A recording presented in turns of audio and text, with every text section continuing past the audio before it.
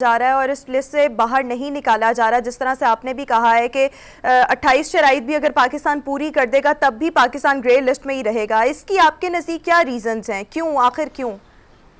जी, सबसे बड़ी रीजन तो अफगानिस्तान है और अमेरिका अफगानिस्तान में अपना असर रसूख कायम रखने के लिए पाकिस्तान से जो काम करवाना चाह रहा है, ये सबसे बड़ा पॉइंट है। उसके बाद पाकिस्तान और हिंदुस्तान के मसाइल हैं, जिसमें पाकिस्तान लगातार कश्मीरियों को बेशक डिप्लोमेसी की फील्ड में ही सही, लेकिन भरपूर उनकी सपोर्ट लगातार कर रहा है और पूरी दुनिया को बताया जा रहा है कि वहाँ पर क्या हो रहा है। और ये दोनों मुल्क आपको पता है वहाँ पर मौजूद हैं और इन दोनों मुल्कों का आपस में स्ट्रेटेजिक मुआहदा भी है। तो ये एक दूसरे को सपोर्ट करेंगे और एक का प्रॉब्लम होगा दूसरा जो है ना उसकी मदद को आएगा। तो ये जो स्टैंड लिया है हमारे वजीर आजम ने हाल ही में, ये उसी के शाखसाने हैं। वो आप सीपैक बंद करने को तैयार नहीं है, आप चीन से दूर होने को तैयार नहीं है, आप रूस से अपने मरासम बढ़ा रहे हैं, आप सेंट्रल एशियन कंट्री से मरासम बढ़ा रहे हैं, आप ईरान से बातचीत करने की बात करते हैं। तो ये सब चीजें उनमें से एक भी ऐसी नहीं है जो उनको भाती हो। तो वो ये तो फिर ये होना है। लेकिन ये जितनी चीजों का मैंने नाम लिया है ये आपके दूरदराज इंटरेस्ट हैं, और अगर आपने ये पॉलिसी परसू रखी तो इंशाल्लाह आप देखेंगे कि इस छोटे से ये जो संगीन दौर है इससे तो हम निकल जाएंगे, लेकिन आइंदा हमारा फ्यूचर जो है वो ब्राइट होगा। अगर हमने इनकी बात मान ली तो हम फिर अंधेरों में ही रहेंगे। बिल्कुल, मुस्तकबिल इंशाल्लाह पाकिस्तान का खुशहाल होगा अगर पाकिस्तान ने इन तमाम चीज़ों पर अमल कर लिया। जनरल साहब, यहाँ पर ये भी जानना चाहूँगी कि वज़ीर ख़ारजा शाह महमूद कुरैशी का कहना है कि इंडिया जो है वो फेटफ के फ़ोरम को सियासी मकासद के लिए इस्तेमाल कर रहा है और इंडिया को इस फ़ोरम को सियासी मकासद के लिए इस्तेमाल करने की इजाज़त नहीं देनी चाहिए। आपको नहीं लगता कि वज़ीर ख़ारजा के इस बयान से जो मामलात हैं वो ख़ासे पेचीदा नज़र आ रहे हैं?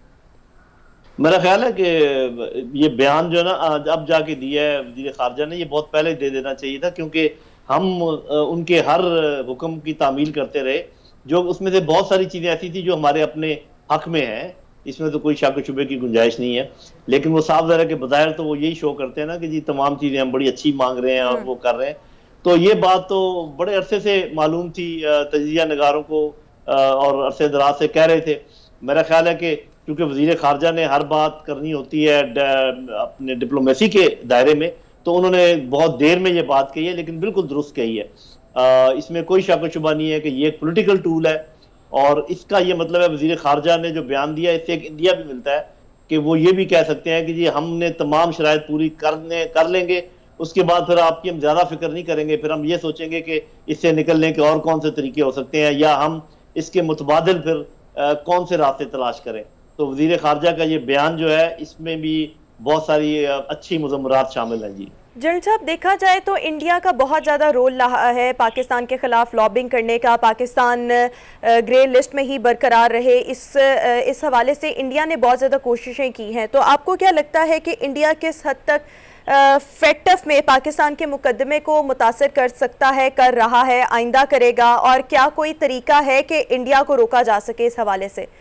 जी देखिए, इसमें तो कोई शक नहीं है कि हिंदुस्तान उसको अफेक्ट कर रहा है और करता रहेगा, और कोई इसमें शिकायत करने की बात नहीं। वो दुश्मन है, हम खुलेआम कहते हैं कि वो हमारा दुश्मन है, वो हमें अपना दुश्मन गर्दानता है। इसमें दो बातें हमें करनी पड़ेंगी। एक तो ये कि अपनी डिप्लोमेसी के थ्रू जितने तमाम बाकी मेंबर्स हैं फेटफ में, उन सबको बताना पड़ेगा कि इसको थोड़ा सा एक्सपोज करना पड़ेगा हिंदुस्तान को कि इनके आप बयान देखिए और ये फिर आप देखें कि किस तरीके से आप लोग इनके साथ क्यों मिले हुए। लेकिन ये भी याद रखें कि असल मसला अमेरिका का है, शायद इंडिया का इतना नहीं है, और अमेरिका का जो इन्फ्लुएंस है बाकी मुल्कों के ऊपर वो बहुत ज्यादा है। इसका फिर इससे बचने का तरीका ये है कि देखिए, जब आपने देखा कि अमेरिका कई मुल्कों के ऊपर एकतरफा किस्म की सैंक्शंस लगा रहा है, लेकिन अब उसका एक हद को पहुंच चुका है और बहुत सारे मुल्क उसकी सैंक्शन के बावजूद जिंदा है। तो हमें एक अपनी छोटी दुनिया पैदा करनी पड़ेगी जिसमें चीन को साथ मिलाया जाए, रूस को साथ मिलाया जाए, central Asian countries, Turkey, Iran और कंट्रीज, कोई अफ्रीका के हैं, कोई एशिया के हैं, उनको साथ मिलाकर अगर कोई पाबंदी लगती भी है हमारे ऊपर तो हम उनसे निकल जाएं और बाकी मुल्कों की मदद से एक दूसरे के साथ तजारत करते रहें। तो है तो ये काम मुश्किल, इसमें कोई शक नहीं, लेकिन आखिर सोचना तो है कि हमने क्या हिकमत अमली बनानी है। तो मेरे ख्याल में ये दो प्रॉन्ग की हिकमत अमली बनानी पड़ेगी। एक तो लगातार इनको कन्विंस करते रहें कि हिंदुस्तान ये गलत कर रहा है और अपनी दुश्मनी निकाल रहा है। दूसरा ये कि हमें इसके मुतबादिल रास्ते तलाश करते रहना चाहिए कि अगर खुदा न खास्ता पाबंदियां लगती हैं फिर हम क्या करेंगे। जी ठीक है, मुतबादिल भी तलाश करने की ज़रूरत है। लेकिन जनरल साहब, इंडिया का तो हमने जिक्र कर लिया, लेकिन साथ ही साथ कुछ रोज़ पहले तक ये खबरें आ रही थी कि फ्रांस बहुत ज़्यादा इस हवाले से एक्टिव है कि पाकिस्तान ग्रे लिस्ट में ही रहे। आपको लगता है कि फ्रांस का भी कोई रोल है इसमें, या सिर्फ ये महज खबरें ही थी? नहीं, बिल्कुल कोई खबरें नहीं थी, उनका पक्का रोल होगा। असल में आपको पता होना चाहिए कि फ्रांस भी उन मुल्कों में शामिल है जो खासकर हमारे खिलाफ बहुत अनाद रखते हैं। उसकी बुनियादी वजह यह है कि वहाँ पर इस्लामोफोबिया बहुत है और इमरान खान साहब ने इस्लामोफोबिया के खिलाफ बहुत आवाज़ उठाई है और उनको पजीराई भी मिली है। फिर वहाँ पर आपको पता है कि पर्दा करने पर ममानत और सर के ऊपर स्कार्फ रखने पर ममानत और इस किस्म की चीज़ें चलती रहती हैं। तो मेरा ख्याल है उनको भी प्रॉब्लम है पाकिस्तान से। तो पाकिस्तान को चाहिए कि ओवरऑल अपनी खारजा पॉलिसी को असर नौ उसका जायजा ले और किन चीज़ों की हिमायत करनी है, कहाँ पर करनी है, कहाँ नहीं करनी है, क्या कहना है, किस चीज़ का फ़ायदा है, किस चीज़ का नुकसान है, इन तमाम चीज़ों को अपने सामने रखते हुए अपनी नई पॉलिसी तश्कील देकर देखें कि दुनिया में हमें सर्वाइव करने के लिए क्या कुछ करना है। मैं ये बिल्कुल नहीं सजेस्ट कर रहा कि हम अपने प्रिंसिपल स्टांसेस को छोड़ दें, लेकिन ये मैं जरूर सजेस्ट कर रहा हूँ कि हमें लाइंस जरूर ड्रॉ कर लेनी चाहिए कि कहाँ पर हमें फालतू बात करने की जरूरत नहीं है और कहाँ पर हमें हरारत में बात करनी चाहिए। इस चीज़ का एक अंदाज़ा हमें लगा लेना चाहिए। बिल्कुल, पाकिस्तान को अपनी स्ट्रैटेजी जो है उसको भरपूर तरीके से मुरतब करने की ज़रूरत है। जनरल साहब, यहाँ पर हम देखें पाकिस्तान में तो बहुत से वुज़रा हैं जो फैटफ पर अपनी राय दे रहे हैं और देखा जाए तो ये एक बहुत ज़्यादा हसास मौजू है आलमी बरादरी के सामने। इससे पाकिस्तान का केस बहुत ज़्यादा कमज़ोर हो रहा है। फरीकैन को इससे फ़ायदा ही हुआ है और पाकिस्तान को इससे नुकसान हुआ है। तो क्या आपको नहीं लगता कि पाकिस्तान के लिए जो फैटफ का कोई ना कोई नुमाइंदा, कोई ना कोई तर्जुमान होना चाहिए ताकि जो भी बात हो उसी के थ्रू हो और वुज़रा इस हसास मौजू पर कोई बयानबाजी ना कर सकें? जी, मेरा ख्याल है कि फैटफ चूँकि एक सीरियस मामला है, इसमें एक तो आपको बाकायदा कोई टास्क फोर्स बनानी चाहिए, जो मेरा ख्याल है बनी हुई है। और ये आपकी बात दुरुस्त है कि जितने भी बयान देने हो वो जो भी उस टास्क फोर्स का सरबराह है या जो वजीर है जिस वजारत में ये आती है, अगर फाइनेंस में आती है तो वजीर खजाना बात कर सकते हैं। बाकी लोगों को इजतनाब करना चाहिए, बल्कि मीडिया को भी गाइडलाइंस लेनी चाहिए गवर्नमेंट से कि किन लाइन पर फैटफ पर बात की जाए, किन पर ना की जाए। लेकिन मेरा ख्याल है इस बात को तो सामने लेकर आना बहुत जरूरी था जो आप और मैं बात कर रहे हैं, ताकि अपने अवाम को भी पता चले कि भी ये कोताही हुकूमत की नहीं है, बल्कि इसमें और फैक्टर है जो कि इसके पीछे कारफर्म है। और दूसरा, थोड़ा सा अगर कोई बात फैले दुनिया में तो हमें ये बात फैलाने की जरूरत है कि हम महसूस कर रहे हैं कि फैटफ जो है एक पोलिटिकल टूल है और एक किसी जस्ट निज़ाम के तहत इसको आगे नहीं बढ़ाया जा रहा। जी ठीक है जनरल साहब, अगर देखा जाए तो इन खदशात का भी इजहार किया जा रहा है कि अफ़गानिस्तान से अमरीकी फ़ौज के इनखला के बाद वहाँ जो खाना जंगी ऑब्वियसली उसका होने का बहुत ज़्यादा खदशा है, जिसका नुकसान अफ़गानिस्तान को तो होगा लेकिन पाकिस्तान को सबसे ज़्यादा मुतासर होने का खदशा है। ऑब्वियसली फिर अमेरिका जो है वो पाकिस्तान को ही ब्लेम करेगा, तो पाकिस्तान के बाद अफ़गानिस्तान को तो नुकसान देखा जाए तो आपको क्या लगता है कि अमरीका जो है वो फैटफ के फोरम को पाकिस्तान पर दबाव डालने के लिए इस्तेमाल कर सकता है? आपके ख्याल में? कर सकता नहीं है, कर रहा है। ये जो आज का फैसला है ये बिल्कुल वो दबाव है जो अमेरिका डाल रहा है। और ये जो पिछले एक हफ्ते से लगातार धमाके पे धमाके हो रहे हैं और लोग शहीद हो रहे हैं पाकिस्तान में, ये भी अमेरिका ही का दबाव है। इसमें रॉ भी साथ शामिल है, इसमें NDS भी साथ शामिल है। दूसरा ये है कि ये जो मंतिक है कि अमेरिका के जाने के बाद यहाँ पर बहुत खून खराबा होगा, तो फिर इसका जवाबी सवाल ये बनता है कि फिर क्या अमेरिका को यहाँ पर हमेशा के लिए रख लिया जाए और उनको कहा जाए कि आप काबिज रहे? भाई, जब कोई काबिज फौज किसी मुल्क से निकलती है तो साफ ज़ाहिर है थोड़ा सा इम्बैलेंस पैदा होता है कुछ देर के लिए, लेकिन उनका तो जाना जरूरी था। और अगर वो चले जाएं, अल्लाह करे, और वापस इस तरफ मुड़ के ना देखें, तब तो इधर अमन हो जाएगा। ना पिछले 20 साल में वो अमन ला सके, ना उनका ये ऑब्जेक्टिव था कि यहाँ पर अमन लेकर आए, वरना 20 साल कोई कम वक्त नहीं होता इतने बड़े मुल्क के लिए अमन लेकर आने में। तो उनके अज़ाइम अभी भी ये है कि अफगानिस्तान टर्मोइल में रहे ताकि चाइना यहाँ पर अपना इन्फ्लुएंस ना इस्तेमाल कर सके, सेंट्रल एशियन कंट्रीज जो है गर्म पानी तक न जा सकें, रूस गर्म पानी तक न जा सके। तो ये उनका मकसद है और ये बहुत बड़ा मकसद है, स्ट्रेटेजिक मकसद है, इसको आराम से वो छोड़ेंगे नहीं।